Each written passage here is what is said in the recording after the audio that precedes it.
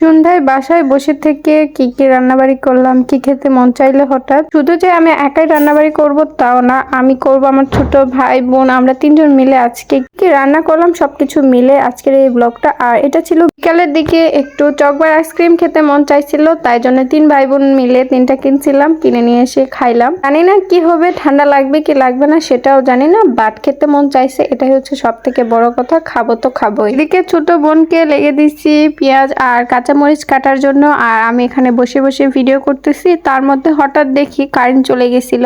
Current চলে যাক আর ঝড় তুফান যেটাই হোক না কেন, নুডলস খেতে মন চেয়েছে। তিন ভাই বোন মিলে এখন নুডলসই রান্না করবো। এখানে সস নিয়ে আসছিলাম, তারপর নুডলস নিয়ে আসছিলাম, 2 প্যাকেট নিয়ে আসছিলাম। এটা দিয়ে হয়তো বা হয়ে যাবে আমরা ভাবছিলাম, আসলে সত্যি আমাদের এটুকু নুডলস দিয়ে রান্না হয়ে গেছিল। রান্না করতে করতে তো আর খেতেই মন চায় না, বুঝলেন, এরকম একটা অবস্থা। দেন সবকিছু কাটাকাটি করে নেওয়ার পর চুলায় চলে গেলাম, আর চুলায় গিয়ে প্রথমে নুডলসটা হচ্ছে সিদ্ধ করে নেব। তো এখানে পরিমাণ মতো পানি দিয়েছিলাম আর নুডলস দুটাই দিলাম, আর দেওয়ার পর এখন নুডলস গুলো একটু ভেঙে ভেঙে দিচ্ছিলাম। এমনিতেই তো ভেঙে যাবে কিংবা হচ্ছে সবগুলো আলাদা আলাদা হবে, তারপরে ওই যে মন চায়, তো এই কারণে হালকা করে হলেও নুডলস গুলো একটু ভেঙে ভেঙে দিচ্ছিলাম। দেন তারপর এখানে কিছু পরিমাণের কাঁচা মরিচ আর তার সাথে কিছু পরিমাণের পেঁয়াজ নিলাম। গাইস প্রচন্ড বাতাস হচ্ছে, বাতাসের জন্য কিন্তু চুলার জাল একদমই হচ্ছে না আর ধোঁয়া উঠতেছে বারবার। কিন্তু এখন সরিষার তেল দিয়ে রান্না করি, সো সরিষার তেল পরিমাণ মতো দিলাম, পরে যদি আরো লাগে আরো দিব, সমস্যা নাই। দেন এখন পেঁয়াজগুলো আগে ভালো করে লাল লাল করে ভেজে নেব। পেঁয়াজ ভাজা শেষ হওয়ার পর এখানে নুডলস হচ্ছে দিয়ে দিলাম,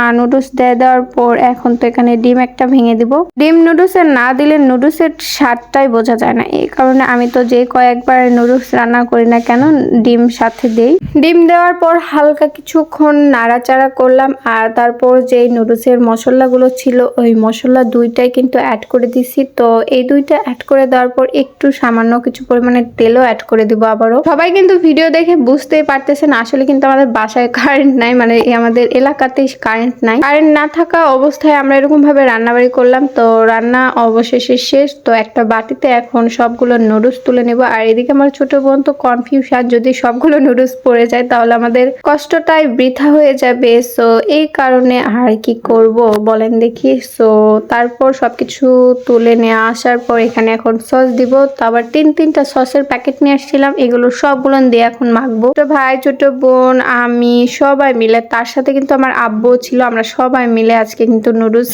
রান্না করছিলাম। আর নুডলস কিন্তু খেতে অনেক বেশি ভালো লাগে, আর বিশেষ করে যেহেতু আমার হচ্ছে আব্বুর সস খেতে পছন্দ করে না, তো আমার আব্বুর পাশটায় আমরা সস হচ্ছে রেখেই দিছিলাম, মানে দিচ্ছিলাম না। দেন তারপর সবাই মিলে এখন খাওয়া দাওয়া কিন্তু অলরেডি শেষ। তো আজকের ব্লগটা এতদূর পর্যন্ত। আল্লাহ হাফেজ সবাইকে।